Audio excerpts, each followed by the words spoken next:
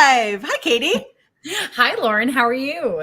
I'm good. How are you? I'm good. Long time no see. I know. We only just spent the whole weekend together. I know. And hello to everyone. Hi, everyone. Welcome. Welcome to Change Your Life to Change Your Life. Yep. Mm-hmm. Yeah. So a little background, Katie and I, Katie's my business coach and has been for about 3 years. And we've become friends through the process. And we just went away for a little girls' weekend. And while we were there, we were talking about the concept of changing your life and like how both of us had our corporate careers and our sort of past lives in this lifetime, and the decisions that we made to like bring us here now, today, sitting in a car together in Lewis, Delaware, had to happen in a certain order at a certain time in order for us to do that. And also we both could have decided at any point to like not make change. And we've both recently had potential clients who have decided to say no to working with us, which I totally respect. And also have had this feeling that like they have so much potential for change and so much opportunity. And it could be so exciting for them if they did this work. Like I get chills even like talking about it right now in this moment. Yeah. And they choose not to. And there's like I get a pout on my face. Because I see what could be. And I know that people have seen that in me when I wasn't ready for it too. Right. And so we're just going to talk about that a little bit today. So, what are your thoughts initially, Katie, on this?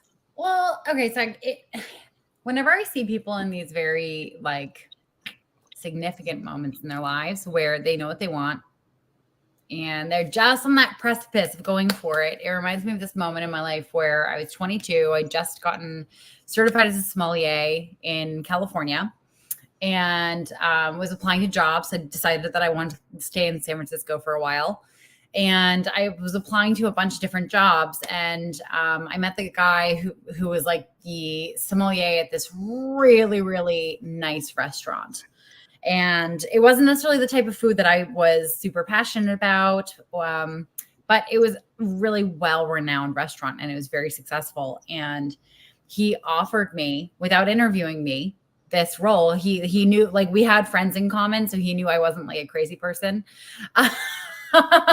And he offered me the junior somm position at this restaurant. And I turned it down.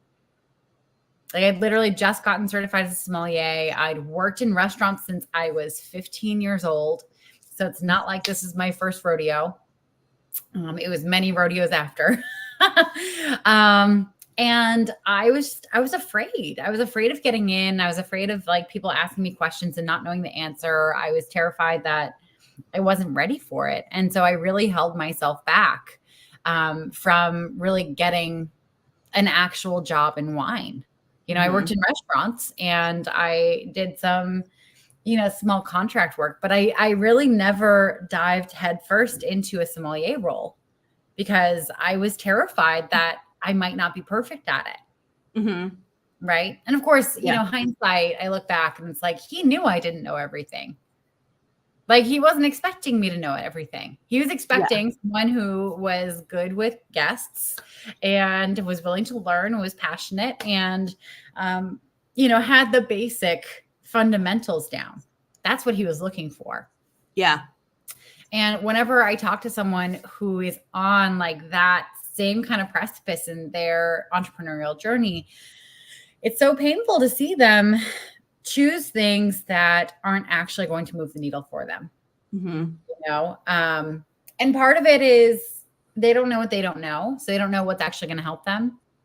Right. There was these two coaches that were trying to partner together. I think like a year and a half ago, I spoke with them and they were convinced that they need someone to help them with marketing.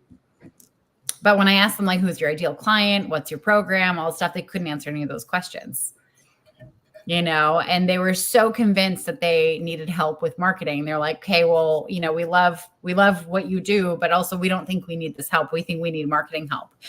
And I sent them like a very kind, but just like a slow your roll kind of note saying, whether you work with me or not, like, I want you to go and figure these things out first, because if you invest in marketing right now, there are so many marketers out there who are going to be so happy to take your money because they want to make money. But they're not going to be able to deliver you anything that will actually get you business. And in going and following up with people like this, I unfortunately find very often, most of the time, that they haven't actually started a business. They got stalled out. And I think part of it is not knowing what you don't know. And part of it is also just sabotage. Right. Self-sabotage, because if you do the thing and it doesn't work out, well, it's not you failing, it's the thing. The marketer failed, this failed. Right. Yeah. Right. And I have that in my business too. So you help people set up businesses and keep them going. I'm not still setting up. 3 years in, well, maybe I am. I'm still doing new things all the time, but and I help people who are in a cycle in their corporate careers where they just keep saying everything's fine and really nothing's fine. And I think we all can point to places in our careers, like you just pointed to with the sommelier piece, that we made a decision that we can't have things. And I think that happens with people who want to set up a business. It happens with people who want to change how their corporate careers go, how their other kinds of careers go. And I remember I had been in HR for almost 20 years. I loved it for 15 years.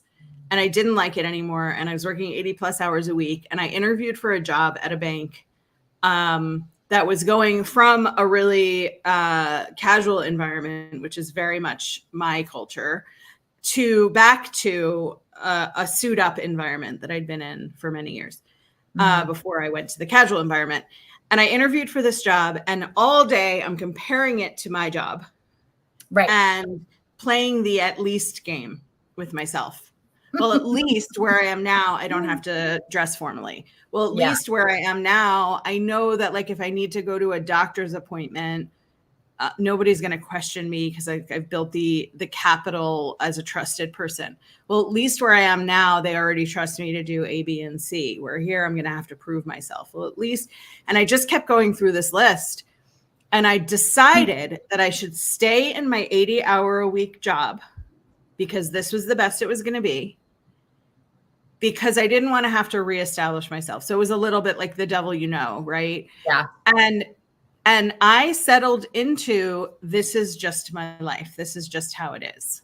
And then, the series of things happened that brought me to, it doesn't have to be. One of those things was breaking my shoulders and realizing that the universe was telling me to stop hand raising. And literally, because I wasn't listening figuratively.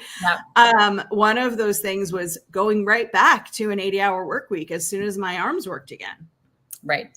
Just like right back to it. This is the life I have. This is what I chose. And in this like self-punishing way, saying to myself, like, you're a successful, well-paid corporate executive, second in command to the president and CEO. Why would you want to jeopardize that by doing something else? Someday you'll retire. And I kept choosing it over and over again, despite seeing that it wasn't serving me, that it didn't feel good, that I was in full burnout, until the day that I met my first executive coach, who I told all of this to. And I said, like, this is just the way it is. And she said, if you say so. Yeah. I was like, damn it. And then I realized that something needed to shift, and I hired her, and then I hired you, and here we are, 3 years into me being a full-time business owner, and I can't see it any other way. And I'm like so grateful for the life that I chose. But it's like, I think we feel like, and you and I were talking about this weekend also, like, I think we feel like we have to suffer some level of enough before we deserve to make a change. Yeah. Yeah. You know, I'm reminded of a client I had a couple years ago who we talked over and over and over again about her needing to raise her rates. And she agreed with me every single time. And every single time we got back on the phone, I asked her, so what did you raise your rates to? She's like, I didn't, you know? And what was really hard was there was this identity thing that was happening for her. You know, it was like she identified so much with this hustle person, with this person who worked really, really, really, really hard. And so if that's who she identified as, like, she felt completely out of integrity asking for more money, right? Because who the fuck is she to have money come easily to her? Mm-hmm. Right. And then also, like, what would happen on the other side of asking for more money? You know, like, if you ask for more money and you have fewer clients because you don't need that many clients to be full-time, like, do you lose your identity? You know? And it's like at every front, she just always chose the hardest way to do things. Mm-hmm. And to a certain degree, coaching can absolutely help with that. But to another degree, like, it becomes something that you have to do deeper work on. And I think what a lot of people run up against when they want to change their life is that they know the life they want, and yet they're not actually willing to do the really uncomfortable work to make those like identity upgrades that ultimately give you permission to start acting like the person who already has that stuff. Yeah. I mean, I still live in that to some extent. Right. Same. Right? Totally. Yeah.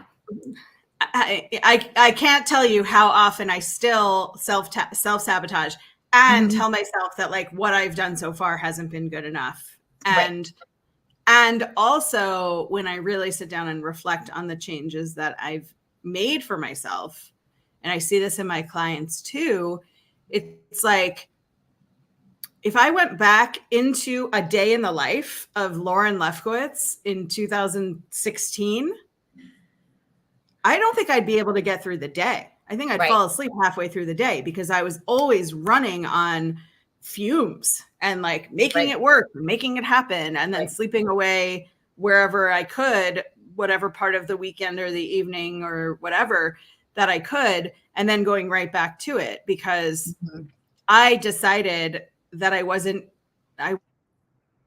yet at a point where I can make something different. And even when I started working with you, I had a 5-year plan that was always going to be a 5-year plan. On our very first phone call, I had a 5-year plan. In 5 years, I want to be able to go part-time in my corporate job, keep their benefits, and like have, you know, a bigger side business. Right. And you said 5 years is a long time. And you said, how about a year? And we can get you out of corporate if you want. Yeah. And I was like, oh no, I can't. Right. And I had all the reasons why not, including that benefits felt like they would be expensive. Right. To go on the open US. Have. Yeah. Yeah. To go on the US open market. And you said, decide how much you want to make, add the cost of benefits to it. And then you stop talking. And I was like, well, shit. I know. It's so hard when you've like managed to make something so big and so complicated that's like, well, I can't do it yet. Like there's a lot of pieces. And then someone comes and they take all that infrastructure out and they're just like, no, like, here's the 2 things you need to do. That's it. Right. Yeah. And it's really confronting. And some people really struggle to be with that. Yes. And my struggle was like, that wasn't the issue. And I find that with my clients so much too, that like most of my clients are women and most of them come to me and they're in director, VP, executive leadership positions. And their view is, I've been looking for a job for a while, or I have to leave this company. Like it feels like it's about the job. Yeah. And when we actually start talking and digging in, the job is the tactical thing. Me having benefits was the tactical thing. Like that was the thing, the doing thing I knew how to do in order to prevent myself from making a change.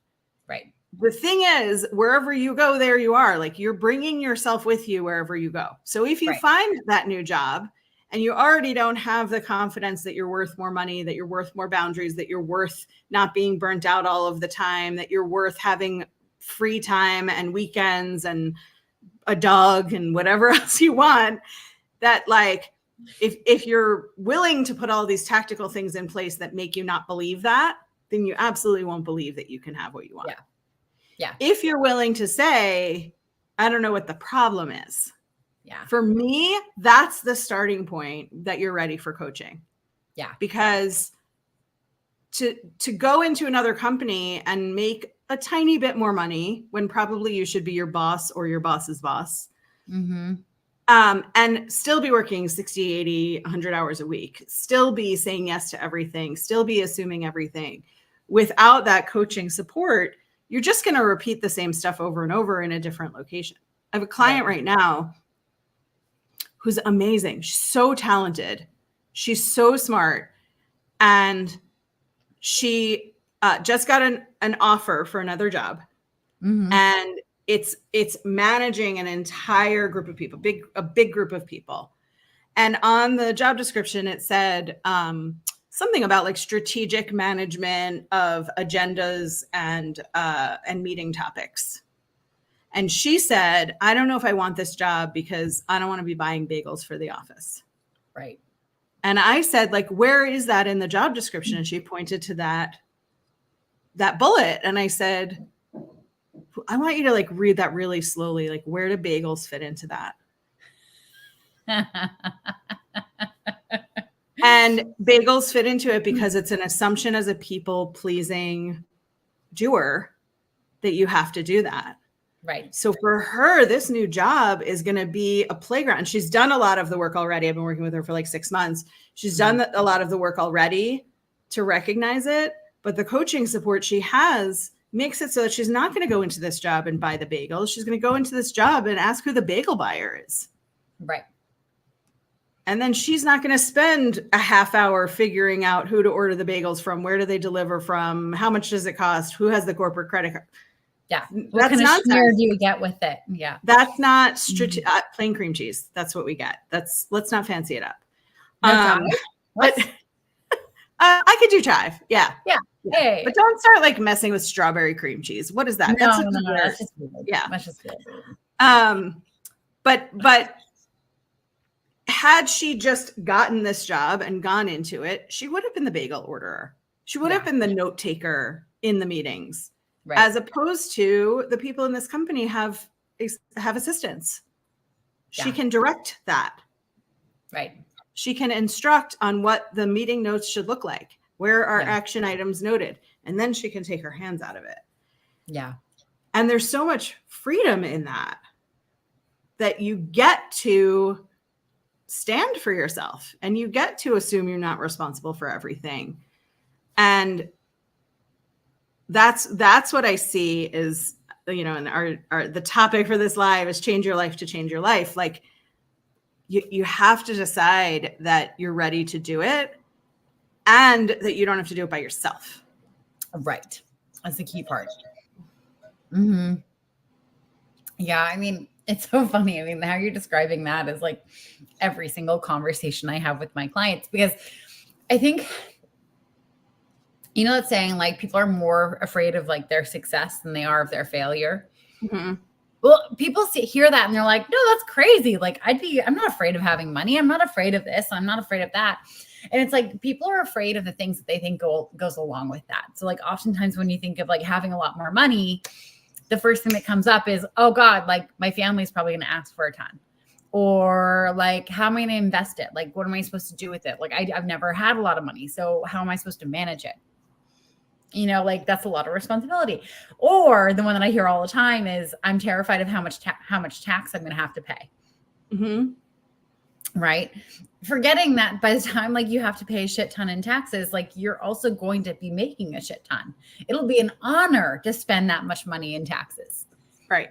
Right. It'll be like such a proud moment for you to write like a $100,000 tax bill for the amount of money your business brought in last year. Like, yeah, amazing. yeah, And it's one of those things that like our brains are very, very clever to keep us in our comfort zone. You know, our brains understand like the things that freak us out, and they like to pull in those things because our whole nervous system is designed to keep us in a safe little container where nothing is out of the ordinary, and we are fully confident in like how to deal with everything. And just coming up with like all these like little what if scenarios is enough to make like going for the bigger thing that much scarier. We were having a conversation yesterday when after we kind of like separated. Hi, Dina. After we separated from our weekend together, and I was reminded of one of my very close family friends is a recovering alcoholic, and she was talking about how for a while in AA there was this other woman in the group who decided that she wanted to get sober. But through getting sober, her husband, who was also an alcoholic, was like, "This is not fun anymore. I don't like our marriage when you're sober." So she had to make a decision to either stay sober or go back to being a drinker so that she didn't, break up her own marriage. And she chose the marriage. Wow. And it's just like, and it's literally like life or death. Yeah. She's consciously making the choice to shorten her life because she doesn't want to rock the boat in her marriage. Yeah. Because her husband's not comfortable being the only alcoholic in a relationship that's not confronting his own stuff. Ooh. But, but like that is a massive decision. Here's a partner that she's had for 35 years. Right. And this is a life that she's built over longer. She's almost retired at this point. And like that's the kind of choice people make every single day. Right. They choose a thing that will impede them living their best lives for the thing that feels like it's the most comfortable. Well, yeah, it's the thing. It's the thing we have, right? Right. There's a person I've talked to a couple of times. Actually, this has happened multiple times. So if you're watching this and you think it's you, maybe it's someone else. But there's a person I've talked to a couple of times who occasionally checks in with me to see like if I have new programs, if I'm still taking client, like, is there still room for me if I decide I want to work with you? And on our yes no call, which is in we both do this, or you don't have pressure to not get off the call with me till you say yes when you have a strategy call with me. We set up a second call. If you haven't decided on that call, we set up a second call that's a yes no call where you get to make the decision and come in powerfully and say, I'm doing this or I'm not doing this. Right. And this person came back to the yes no call and said, I can't do it because I am afraid that if I work with you and I change my job, I'm also going to want to leave my marriage. Yeah. And I'm not ready to blow up my life in that way. Yeah. And I said, that's like a very valid reason to not do this.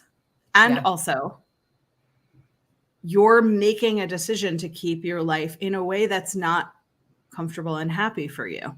Yeah. And that's okay. Like, you have to be ready for it. I never want someone to come and work with me and be sorry that their credit card gets charged every month because they're not doing the work or they're not ready to do the work. Yeah.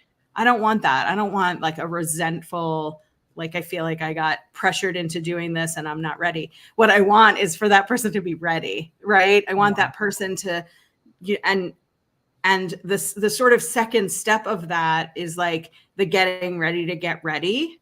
Mm-hmm. Which we talk about all the time, like, oh, let me get in shape so I can start going to the gym. Right. Right. Let me learn to cook so I can take cooking classes. But you do have to be ready to, in some respects, blow up your life a little bit. Right. Because there will be people around you who are saying, finally, you are setting boundaries. Finally, you're taking care of yourself. Finally, you're realizing that you should be applying to jobs asking for twice the amount of money that you're making right now. Finally, you said no to your boss and you didn't get fired for it. Finally, you came out to happy hour with us after all of this time of saying you couldn't, or being at happy hour and sitting on the side and being on your phone because you had to. Like, there's going to be that faction of people who are so excited that the real you gets to come alive. Yeah. But the people you're afraid of are the people, the alcoholic spouse who wants you to stay in drinking mode, the spouse or partner or parent who thinks if you're making more money, you should be giving more money to them. The person who thinks you're all high and mighty now because you've got some confidence in yourself. Those are also people that eventually my clients are willing to let go of in a lot of cases. Yeah. But there's fear in the disapproval of people who aren't where you're going. Yeah. Not following you there and not approving of you bettering yourself and choosing your life instead of just reacting to what happens to you. Yeah. I love this conversation so much, partially because it allows me to bring up my favorite movie, or one of them, Crazy Rich Asians. Have you seen it? Yeah. Okay. So that scene where, like, you know, she's teaching her lecture and she's doing the poker example, and she kind of like kicks this guy's ass, her PA or her TA's ass. Yeah. And she explains to the class, like, the reason I won is because he wasn't playing to win. He was playing to not lose. And like that question, like that whole premise, like as soon as I heard it, it just completely changed how I approach things in my life.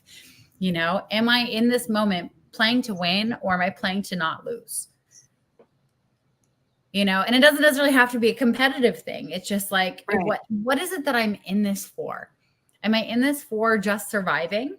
Like just getting through, just like not rocking the boat? That's playing to not lose. Or am I in this to like really go after my greater dream? You know, and like, of course there are exceptions, but ideally I want every moment of my life to be to play to win. Mm-hmm. You know? Yeah. And I think we're taught to play to not lose, like to not get in trouble. Right. Like I spent so much of my career working extra hard so I wouldn't get in trouble. So I wouldn't let anybody down. So I wouldn't be disappointing. So I wouldn't lose my job. So if there were layoffs or job eliminations, like I was in the know. I knew how to handle those. So I couldn't be in the group of people getting let go. And also always feeling like I was in trouble. Right. Like we were doing a remodel of a new office space. And I had a nightmare that I still remember so distinctly. And nightmares are so like outrageously emotional that something simple becomes like such a big thing. Yeah. And in my nightmare, I dreamed that I ordered the wrong fabric for the desk chairs. The repercussions in my dream for ordering the wrong fabric for the desk chairs were so great. Like I was fired.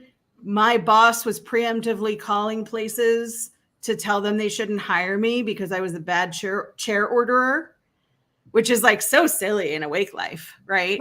Right. But in my nightmare, there was always this theme of dreams of letting people down about work things. Right. And I didn't want to live that way. Like, you know, one of the decision points for me was like, I want to dream bigger. Like, I don't want to be having nightmares about chairs. Yeah.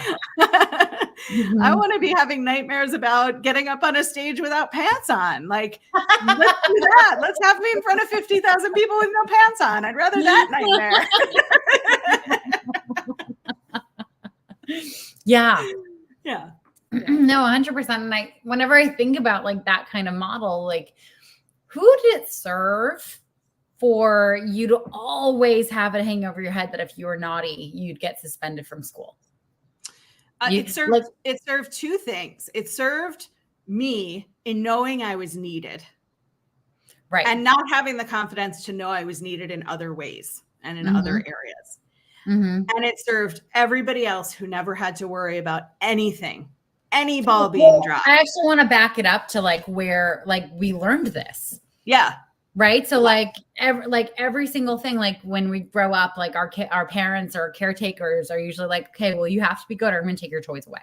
Mm-hmm. You have to do this, or we're going to take away your ability to socialize. You're going to be grounded. Right. You have to do this, or you're going to be suspended from school. You have to do this, or you're not going to have recess. Like things like the things that we should naturally have, like our natural ability to connect with other humans, our natural ability to play and be creative and enjoy life, especially as a small child, our ability to show up at school and get our education. Like there's like who and what benefits from us kind of falling in line that way, right? The school system, like this bureaucracy, like this model where it makes other people's lives easier for us to not be autonomous, for us not to go for what we want, for us not to be creative and resourceful and whole, but to just step in line. Right. Yeah. And I think that's especially for women, especially if you tend towards people pleasing, if you tend towards being at all codependent, we take that on to the next degree. You know, we're like, oh, cool. So like, I just have to like be as small as possible. And I have to be able to like do all the things, to your point. I have to like go above and beyond, no fun, no freedom. And I have to be willing to sacrifice everything so I don't lose the things that like I should just take for granted that they're mine. Like, fuck off. You can't take this from me.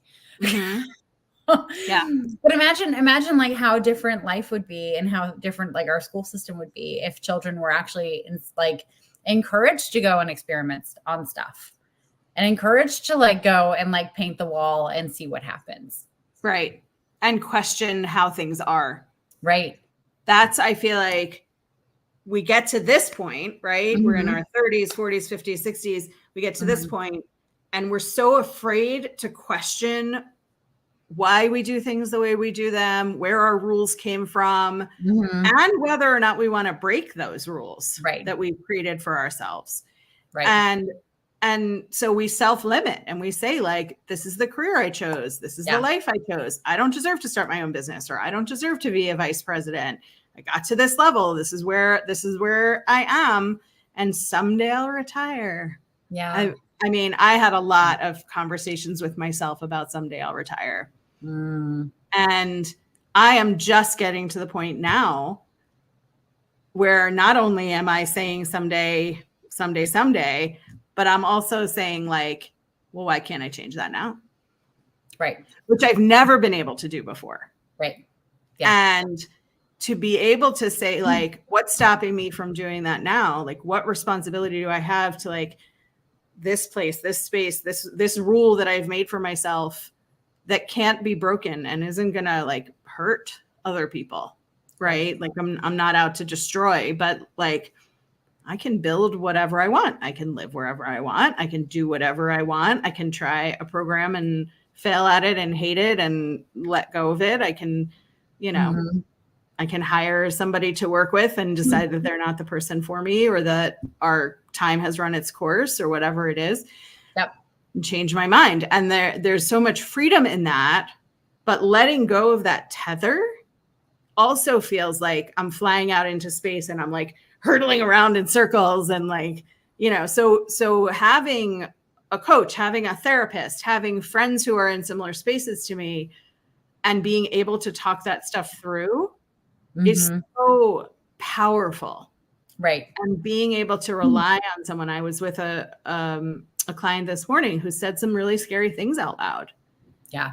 And then thanked me for being a place where like I didn't like bug my eyes out and say like, are you insane? How could you, you know, like I was so proud of her for saying the scary things out loud and being able to sit with them and not like change the subject or use humor to get out of it, or, you know, say like, oh, I'm not going to come today because I have to say scary things and I don't want to say scary things. Right. So having a coach to bounce those things off of, and like I have you for that. When I talk to you and I'm like, I can't have this, and you say why,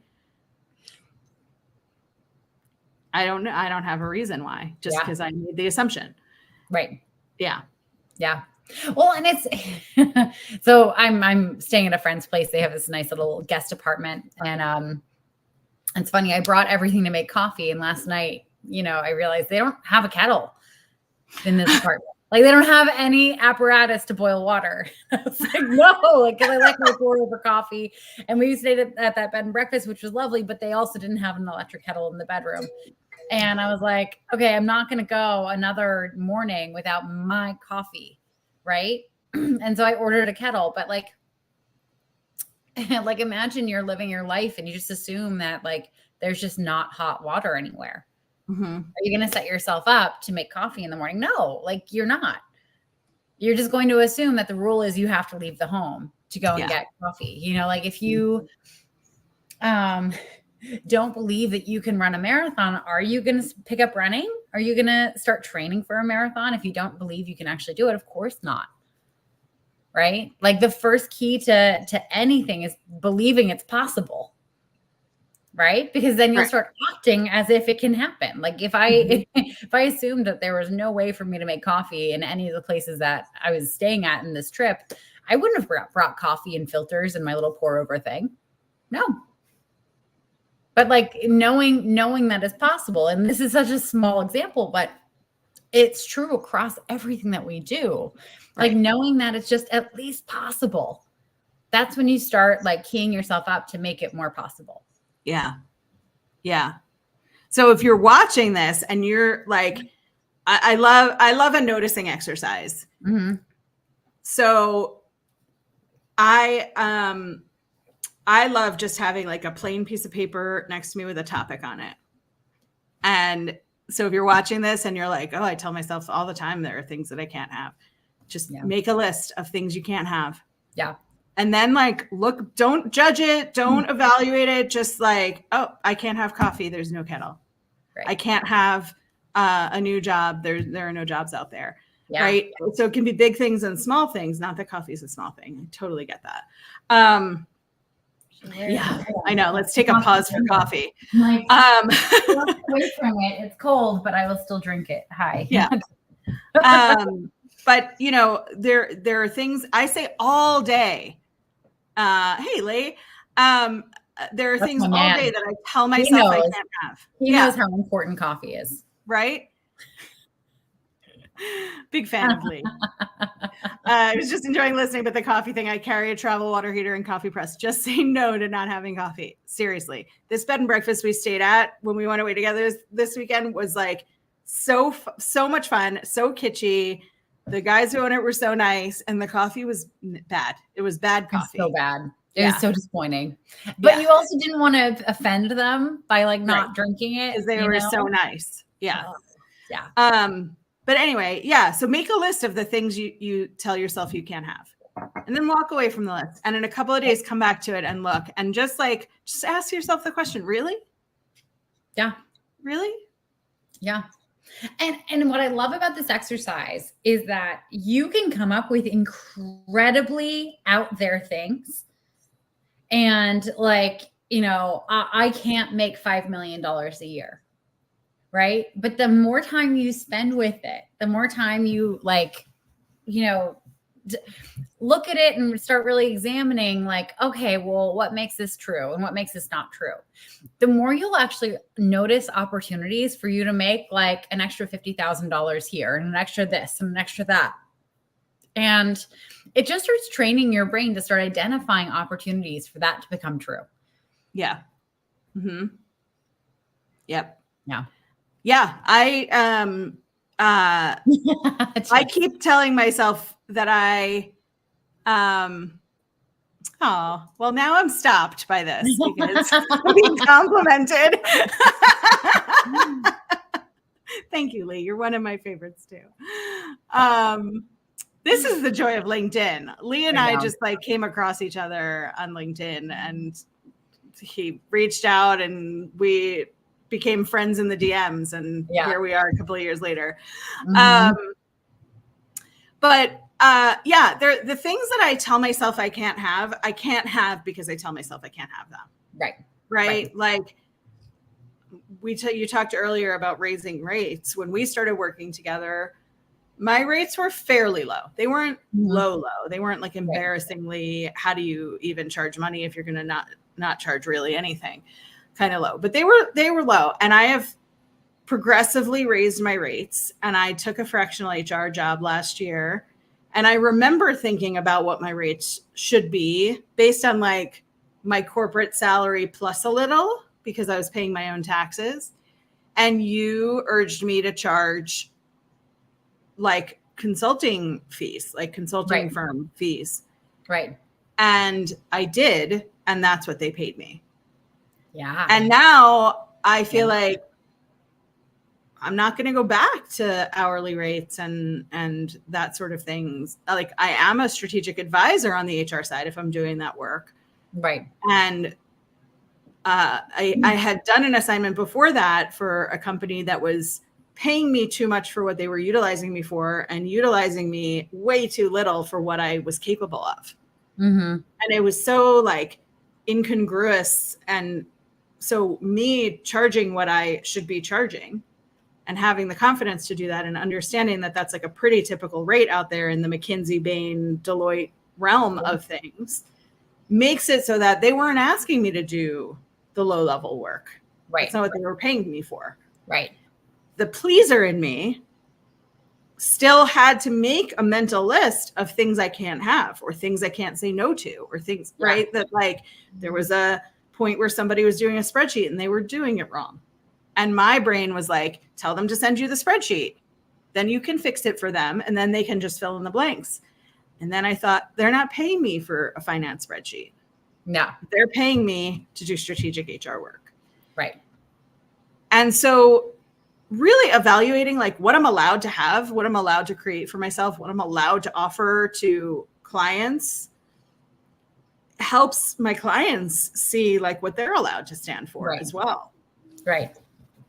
Yeah, no, it has ripple effects. It really does. You know, and like, especially that fear when you make more money and you're afraid people are going to ask you for more money. Right. There's this thing that can either happen. You can either like, yes, like give your money away and feel really resentful that you made more and now you don't have any more because you gave it all away because you felt like it was owed to the people who, you know, have been your friends and your loved ones for X, Y, and Z years. Or you can be impeccable with your relationship with money. And you can be so proud about you earning this amount of money and saying, no, I earned this. I worked so hard for it. And I was brave for it and all this stuff. And it actually is this inspiration to everyone in your world, if they're paying attention, if they're open to this, to say, you know what, if you're going to be brave and you're going to go and do that, like I can do that too. You know? Yeah. And it's incredible, like the ripple effects, you just like daring to believe that you deserve to have what you want. Yeah. It's incredible what that does to the rest of your world. Yeah. Yeah. I have a friend who is one of those friends who's very much like me, you know, in a way that we've always complimented each other and stood for each other and all of that, but neither of us really knew what to do. Right. Right. Because we were so much the same. And she's been following me along as I've done all of this work for myself on boundary setting, on managing burnout, on standing for myself, on speaking up for what I believe in, on being my authentic self. And she got a new job. She asked for more money. She got promoted. Mm-hmm. She's better at setting boundaries where she is and doing the things that belong to her job and not that belong to other people's jobs. And she will call me and say, like, guess what I said today? And I'm like so proud of her for being willing to do that. And she always says, like, because I saw you set this kind of boundary, I am able to set this kind of boundary. And it is amazing the ripple effect you can have on people who see themselves in you and see what you are capable of and what you're proving to the world and to yourself you're allowed to do. Mm-hmm. And then they start doing it for themselves. Yeah. Yeah. Yeah. So I mean, it's to kind of veer off topic, you know, I went to this really incredible talk with, God, what's her name? Major feminist, wrote for Miss Magazine. What's, yep. You know who I'm talking about. Why can't I remember? Huh? Something with a G. Yeah. Fuck, I'm going to remember her name, but he was talking about how how like society follows art, you know, and it's usually like exactly 10 years from when Gloria Steinem. Gloria Steinem. Thank you. Yes. So I was at the Castro Theater in San Francisco, and she was doing this talk with someone else whose name I also don't remember, but like, there's no chance I'm going to remember it because I can't even remember Gloria Steinem's name. So excuse me. But anyway, they were talking about how, like culture and society follows art, and pretty much like the two in many, many different scenarios, like there was like a piece of art that depicted a mixed race couple. And then 10 years later, laws changed and that became legal. And the example they were talking about was Will and Grace. Like Will and Grace came on the air. It depicted, you know, gay people just out there living their lives, having relationships, being themselves. 10 years later, gay marriage is legalized. Right? There's this thing like, as humans, we can't do something unless we see it being done. Yeah. You know, and we can't do something unless we see it being done by people that we recognize with, that we feel some kinship with. Right. Right. So like whatever it is, like you may think it's such a small thing and that you're so insignificant. Like the thing that you want is out of your reach and like it will always be out of your reach. But like imagine that there are 15 people who are watching you. And when you have the ovaries to go out and just dare to believe that you can do it and become that example, become that piece of art that showcases this can be done. Like imagine the impact it's going to have on the people in your life and like 10 years down the road. Right? Yeah. Because for you, there's 15 people watching you. For those 15 people watching you, there's 15 people watching them. And so on, so on, so on, so on. Yeah. It's going to have this incredible ripple effect. So like, it's hard to be brave just for the sake of getting what you want. But imagine you being brave and doing the thing that you want is actually going to change thousands of lives. And it can be something so small. It can be like making earrings and selling them at a craft show. You know, it could be ending a relationship. It could be asking for a $20,000 raise and getting it. It could be starting a business. It could be any number of things. And it's also, it's in who you decide to become. And it's also in who you surround yourself with. There's this phenomenon that like, we see what we're thinking about. Yeah. So when I was a workaholic, I saw around me workaholics. Right. When I stepped back to look around just my own company, just the company I was already working in, I all of a sudden saw that not everyone in the leadership team was a workaholic. There were people who were leaving at 5 or 6 o'clock and they were done for the day. There were people who didn't work on the weekends. Yeah. There were people who didn't respond to my emails at 10 o'clock at night. I only saw the ones who did. I didn't. I know. Different time. When I started looking around, and I do this with my clients too. And one of the assignments that I give is like, go look around your company and find somebody who doesn't work really hard and still is respected. Yeah. Because you always know the lazy dude, right? You always know the dude who like everybody hates and somehow he still gets promoted all the time. He's somebody's nephew or he's somebody's favorite for no good reason.